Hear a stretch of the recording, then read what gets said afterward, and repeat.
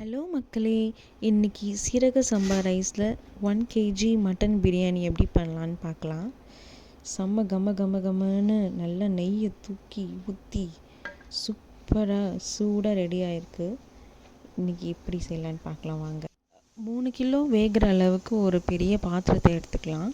அதில் எண்ணெய், 4 துண்டு கிராம்பு, 4 துண்டு ஏலக்காய், பட்டை, பிரிஞ்சி இலை எல்லாம் போட்டுட்டு ஒரு 400 grams ஆனியனை போட்டு நல்லா ரோஸ்ட் பண்ணிக்கலாம்.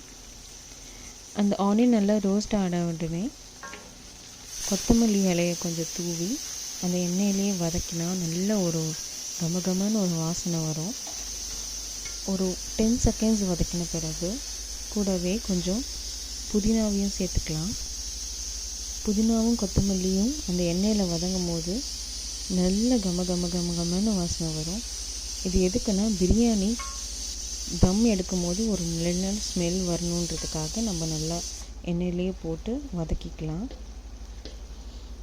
10 seconds எண்ணெயிலே வதங்கின பிறகு ஒரு 2 tablespoon அளவுக்கு chilli powder, Kashmiri chilli powder இருந்தால் போட்டுக்கோங்க. இல்லைன்னா சக்தி மசாலா இருந்துச்சுன்னா அதில் 2 tablespoon போட்டுக்கலாம். அது எண்ணெயிலே கொஞ்சம் லைட்டாக வதக்கினோன்னா அந்த பிரியாணிக்கான கலர் கொஞ்சம் நல்லா ரீச் ஆகும். ஸோ அதனால் எண்ணெயிலே லைட்டாக வதக்கிக்கலாம். நல்லா ரெட்டிஷ் கலரில் இருக்க பாருங்கள்.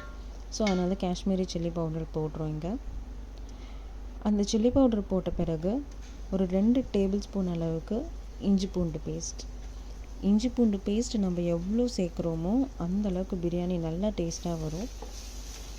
இஞ்சி பூண்டு பேஸ்ட்டையும் போட்டுட்டு நல்லா கொஞ்சம் வதக்கிக்கலாம் அந்த கட்டி போகிற அளவுக்கு. இந்த டைம்லேயே உங்களுக்கு பிரியாணி ஸ்மெல் ஸ்டார்ட் ஆகிடும். நல்லா இஞ்சி பூண்டு பேஸ்ட் நல்லா அந்த ஆனியனோட மிக்ஸ் ஆகிடுச்சு. இப்போ 3 பச்சை மிளகா நான் எடுத்திருக்கேன். உங்கள் காரத்துக்கு ஏற்ற போல் நீங்கள் பச்சை மிளகா போட்டுக்கோங்க. நாங்கள் மீடியமாக சாப்பிடுவோன்றனால 3 பச்சை மிளகா, 400 grams டொமேட்டோ, அதாவது ஒரு 4 பெரிய தக்காளி போட்டுட்டு நல்லா கல்லுப்பு போட்டு வதக்கிக்கலாம். ஏன்னா கல்லுப்பு போட்டால் கொஞ்சம் நல்லா வதங்கும், சீக்கிரமாக குக் ஆகிடும். இந்த தக்காளி கூடவே 2 tablespoon அளவுக்கு தயிர் போட்டுக்கலாம். நல்லா கட்டியான தயிர் போட்டுட்டு நல்லா வதக்கிக்கோங்க. தயிர், தக்காளி, பச்சை மிளகா எல்லாம் நல்லா வதங்கின பிறகு ஒரு tablespoon அளவுக்கு கரம் மசாலா, அப்புறம் ஒரு tablespoon அளவுக்கு பிரியாணி மசாலா. இது எதுக்குன்னா இன்னும் உங்கள் பிரியாணியை என்ஹான்ஸ் பண்ணுறதுக்காக சும்மா ஜஸ்ட் லைட்டாக கொஞ்சம் மசாலா போட்டுட்டு நல்லா மிக்ஸ் பண்ணிக்கோங்க. நான் 1 kg மட்டனை குக்கரில் கொஞ்சம் தண்ணி, மஞ்சத்தூள், உப்பு, இஞ்சி பூண்டு பேஸ்ட் போட்டு 5 விசில் வேக வச்சுருந்தேன். அந்த மட்டனை எடுத்து இந்த மசாலா கூட சேர்த்து ஒரு 2 பரட்டிக்கலாம். அதுக்கப்புறம் அந்த வேக வச்ச தண்ணியே எடுத்து நான் 1 டம்ளர் அரிசிக்கு 1.25 தண்ணி ஊற்றினேன். ஸோ 1 டம்ளர் ஜீரக சம்பா அரிசிக்கு 1.25 தண்ணி ஊற்றினா கரெக்டாக இருக்கும். நல்லா தண்ணியை ஊற்றிட்டு அந்த தண்ணி நல்லா கொதி வர வரைக்கும் நம்ம க்ளோஸ் பண்ணி நல்லா ஸ்லோவாக சிம்மில் வச்சு வேக வச்சுக்கலாம். ஏன்னா மட்டனோட இந்த மசாலா எல்லாமே பிளெண்ட் ஆகணும். மூடி போட்டு வேக வச்சுட்டு ஒரு 5 minutesக்கு அப்புறம் பார்த்தா நல்லா தலைன்னு கொதி வந்துடும். இந்த டைமில் ஒரு 2 வாட்டி மிக்ஸ் பண்ணிக்கலாம். மசாலாவும் மட்டனும் நல்லா மிக்ஸ் ஆகிருக்கும் இந்த டைமில். ஸோ வாட்டர் லெவல் கரெக்டாக இருக்கான்னு செக் பண்ணிக்கோங்க. இந்த டைமில் டேஸ்டிங் பார்த்துக்கோங்க.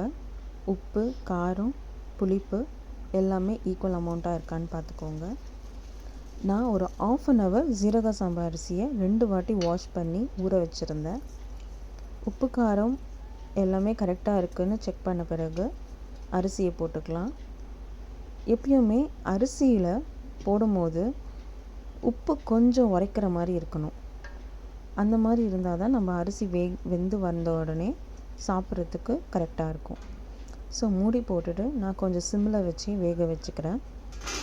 இப்போ பாருங்கள், அரிசி முக்கால் பதம் நல்லா வெந்துருச்சு. இந்த டைமில் நம்ம தம் போட்டுக்கலாம். அப்போ தான் கீழே அடி பிடிக்காமல் நம்மளுக்கு வரும். ஸோ ஃபஸ்ட்டு நான் ஒரு 5 முந்திரி பருப்பை உடச்சி போட்டுக்கிறேன். அது கூடவே தேவையான அளவு நெய் ஊற்றிக்கலாம். ஏன்னா மட்டன் பிரியாணி சீரக சம்பா அரிசியில் செய்யும் போது நெய் கொஞ்சம் தூக்கலாக இருந்தால் தான் நல்லாயிருக்கும். ஸோ நான் ஒரு 4 டேபிள் ஸ்பூன் அளவுக்கு நெய்யை ஆட் பண்ணிக்கிறேன். சமப்படுத்திட்டு நெய்யை ஆட் பண்ணிவிட்டு மேலே கொஞ்சம் கொத்தமல்லி, புதினா எல்லாம் சேர்த்து நம்ம லிட்டை க்ளோஸ் பண்ணி தம் வச்சுக்கலாம். தம் வைக்கிறது எப்படின்னா, ஒரு நல்ல கனமான தோசைக்கல்லை எடுத்து அடுப்பில் வச்சு மீடியம் ஃப்ளேமில் வர அடுப்பில் வச்சு இந்த பிரியாணி டபராவை அந்த தோசைக்கல்லில் எடுத்து வச்சு மூடி போட்டு ஒரு 20 நிமிஷம் கழித்து ஓப்பன் பண்ணால் கமகமன்னு மட்டன் பிரியாணி ரெடி. இது 1 கிலோ ரைஸ்க்கு 1 கிலோ மட்டன் போட்டு செஞ்சது. ஸோ சூப்பராக இருக்கும்.